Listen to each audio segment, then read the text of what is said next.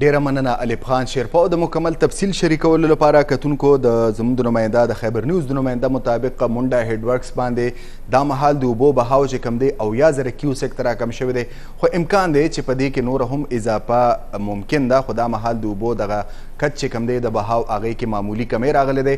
اوس په تاسو مونږ د پښتونخوا دویم غیر محفوظ ضلع یعنې نوحار ته به تاسو بوزو، چېرته چې زموږ نماینده سراج عارف موجود دی. د هغه نه بعد د نوحار د سیندونو صورتحال معلومو. سراج عارف که زما اواز تاله درځي نو تاسو هم ته د ووایه چې د نوحار کوم سیندونه چې کوم دي په هغې کې د اوبو بهاو سیوا دی او ځینې خلک وایي چې 9 یونین کونسله ډېر زیات متاثر شوي دي. نو هلته د متاثرینو څه صورتحال دی؟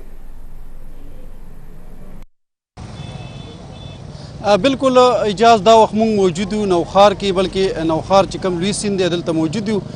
دلته به کتونکو ته ښکاري چې دې کې اوبو کې مسلسل اضافه روانه ده او د نوخار 9 یونین کونسلې د اوبو د وجې نه، سیلابي اوبو د وجې نه زیاتې متاثره شوي دي. دا وخت چې کوم د نوخار جیټ روډ دی هغې ته هم اوبه وړي دي، خو په دې متاثره علاقو کې امانګړ دی، زړه مینه ده، خټ کلی دی، دې سره سره پولیس لاین دی، کنټرول بورډ چې کوم علاقه راغله باغوان آباد دی، پیر سباک علاقه ده، مصری بانډه ده، خشکی پایان، خشکی بالا او دې سره سره نور علاقې دا تقریبا تر 25 لکو پورې په آبادۍ مشتمل علاقې دا ټولې متاثره شوي دي.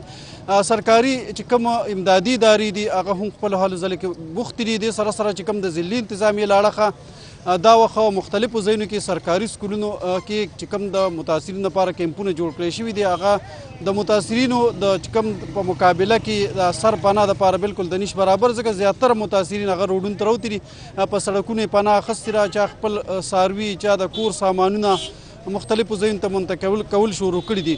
نو هغه شان هلې ځلې حکومتي په نظر نه راځي، بلکې دلته چې کوم مقامي خلک دي هغې راوچت شوي دي او هغه خلک دلته هلې ځلې کوي چې کوم امدادي سامانونه دي، کشتۍ خلکو راوستي دي چې کوم په ذاتي مرسته باندې هغې کشتۍ راوستي دي او چې کوم کورونه ګیر دي هغې نه هغه سامانونه چې کوم دی هغه روباسي.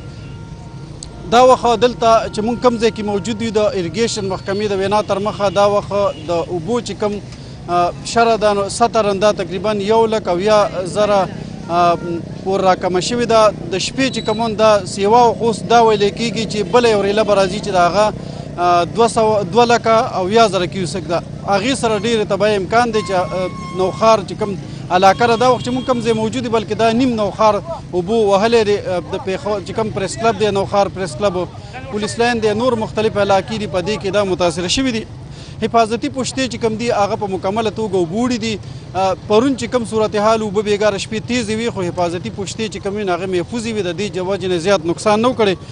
سهار نه چې کوم حفاظتي پوشتې دي اوبو د تیزوالي د وجې نه هغه حفاظتي پوشتې چې کوم دي هغه په مکمله توګه باندې اوبه وړي دي. دې سره سره د چې کوم د امدادي ادارې دي هغه هم خپلو هلو ځلو کې موجود دي. ته دا ووایه چې څنګه تا ذکر وکړه چې لکه د نوخار نه د سیلابي ریله تېرېږي او ویلي کېږي چې 2,70,000 کیوسک یو بله ریله هم را روانه ده، کوم چې خطرناک ثابتېدی شي. د دې ریلې په وړاندې مقامي انتظامیې یا صوبایي حکومت یعنې PDMA چې کوم دی هغوی څه اقدامات کوي؟ آیا دا ریله هغوی څه وایي چې دا به ډېره خطرناکه وي او که نه شدت به د دې لږ کم وي؟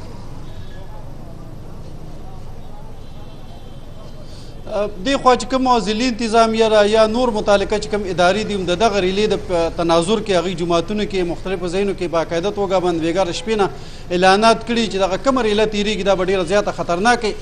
او دې سره سره زه به دا ویم چې موږ دلته د کوم مقامي خلک دي متاثرین دي هغې سره خبرې اترې وکړې. هغه متاثرین دا وایي چې موږ کشتۍ په خپله راوغوښتې، زموږ سامانونه په کورونو کې ګیر دي، قیمتي سامانونه، څاروي ګیر دي، نور مختلف قسمه چې کوم ضروري څیزونه دي هغه ګیر دي. هغې لپاره اوس هم دلته لاندې چې کوم دې ځای کې موږ کوم ځای کې موجود دلته آبادیان ډېر زیات کورونه دي، دې ته کشتۍ راغلي دي، مقامي خلکو په خپله راوستي دي، هغې سامانونه منتقل کوي. دې سره سره چې کوم د انتظامي له اړخه چې کوم دلته په مانکي شریفو یا نور مختلفو علاقو کې چې کوم سرکاري سکولونه دي، های سکولونه، پرایمري سکولونه، د هغې تعداد ډېر کم دی. د متاثرینو چې کوم په مقابله کې د متاثرینو تعداد دې وخت کې زرګونه دی. په هغې کې په یو سکول کې یا اسپتال یا نور مختلف سرکاري ودانۍ دي، په هغې کې د 200 نه سیوا خلک نه راځي. نو دغه مسله هم دا چې د بجلی مسله هم ته خلکو ته ځکه چې د بجلی نظام ورسره هم متاثره شوی دی.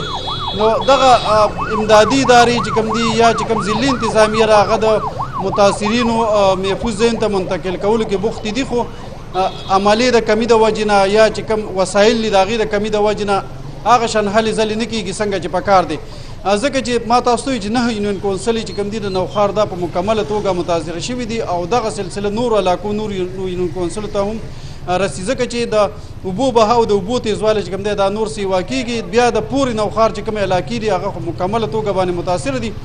بیا د نوښار چې کوم اډه ده پریس کلب دی، پریس اډه چې کوم دی د اډې پورې اډې نه خوا علاقه چې کوم د کینټ ایریا هغه بچ ده او دې خوا چې کوم علاقه ده په مکمله توګه اوبو متاثره کړې ده. اوس لږه شیبه وړاندې دا هم ویلی شو چې جي ټي روډ چې کوم دی کومه پېښور ته کومه لار تللې ده هلته په مکمله توګه روډ ته اوبه رالې، هلته چې کوم هوټلونه دي کاروباري ځایونه دي هغه په مکمله توګه متاثره شو. بېګا د شپې ناوخته پورې چې کوم د نوښار لوی لوی مارکیټونه کاروباري ځایونه دي خلکو خپل سامانونه کاروبارونه محفوظ ځایونو ته منتقل کړه. مکمل کاروباري ځایونه بند دي نوښار کې. صحیح ډېره مننه سراج عارف خیبر نیوز سره د مکمل تفصیلات شریکولو لپاره. زموږ د خیبر نیوز د نماینده مطابق نوښار هم غیر محفوظ سیمه ده چېرته چې په سیلابونو کې د اوبو کچه لاس هېوا ده او ویل کېږي چې یو ریله چې کوم ده دا مهال تیریږي او دویمه ریله کومه چې 2,70,000 کیوسک ویل کېږي شاید چې دا هم نوښار نه تیره شي. دغه ریلې د وجې نه متوقع دویمه ریله چې کوم ده د دې د وجې د زیان یعنې د نقصان امکانات ډېر موجود دي. دغه ځای کې ضلعي انتظامیه PDMA ټیمونه او یو شمېر نور یعنې 1122 ریسکیو 1122 هیلکار چې کوم دي ځای په ځای موجود دي. تېر ورځ وزیر اعلی د نوښار او چارسدې طرف ته د خصوصي توجه ورکولو ویلو چې ټول ټیمونه دي د څه قسمه سیلابي صورتحال په وړاندې چمتو اوسي. د نوښار چې کوم دی 9 یونین کونسله په مکمله توګه زیانمن شوي دي، خلک محفوظ ځایونو ته منتقل کړي شوي دي. اوس په خبره کوو د چارسدې چېرته چې د خیبر پښتونخوا دا دویمه ضلع ده چې د سیلابونو نه زیاته متاثره وي عموما. نو چارسده کې زموږ نماینده چارسدې باندې تېرېدونکي موټروی باندې موجود دی. خلک چې کوم دي د دغه ځای خلک چې کوم دي هغوی د پناه اخیستلو لپاره یعنې د سیلاب د اوبو نه بچ کېدلو لپاره موټروی ته ختې دي او په دغه موټروی باندې ځای په ځای موجود دي. زموږ نماینده هم په موټروی باندې موجود دی. رشید آفاق زموږ نماینده په دغه ځای کې موجود دی، هغه نه به تفصیلات اخلو. رشید آفاق څه صورتحال دی؟ خلک موټروی ته راوتي دي؟ جی بالکل لکه څنګه چې تاسو وویل د چارسدې او نوښار نه پس پېښور کې هم هنګامي حالت لا پیش شوی دی. د پېښور سره نږدې هغه علاقې کوم چې د سر دریاب او دریای کابل سره لګېدلي لکه میاں ګوجر، جاله بیله، کنډرې، اکبرپوره دې کې د پرون راهیسې سیلاب راغلی دی. دې نه علاوه دا وخت مونږ چې چېرته ولاړ یو دا اوان آباد شابړه کلي دی. دلته د ځایي خلکو وینا ده چې دا شابړه کلي چې دی زمونږ په بیکګراونډ باندې تاسو ته کتلی شي. دلته دا کلي مکمل په اوبو کې ډوب شوی دی. دلته د ځایي خلکو وینا ده چې په هغه کلي کې ماشومان هم دي، زنانان دي او نور کسان هم پکې ایثار دي. دلته موږ سره د کس ولا دي. تاسو د کوم ځای اورون دي څه دی؟ بسم الله الرحمن الرحیم. زما سر فضل مولا نوم دی، د اوان آباد شابړې اوسېدونکی یم. پرون 3 بجې په موږ باندې اوبه راغلي دي لکه د ګولۍ سي. څه واړه او زنانه موږ موټروی ته روښکي دي او څه اوس کلي کې هم ګیر دي. خو مهرباني دې وشي چې ساعت ساعته کورونه راغورځېږي. هغه څه د جومات په کوټه باندې په لنټر باندې بچ دی، یو کور د لنټري چې په هغې باندې ري، خو کیدای شي چې راوبه زیاتې شي نو هغه هم د راغورځېدو خطره ده. د دې نه بعد چې زه بیا لاړم، زه د ریسکیو 112 دفتر ته لاړم. د شپې 2 بجې هغې ته مې جړا فریاد وکړه چې سر تاسو ما سره راشه. نو هغې مونږ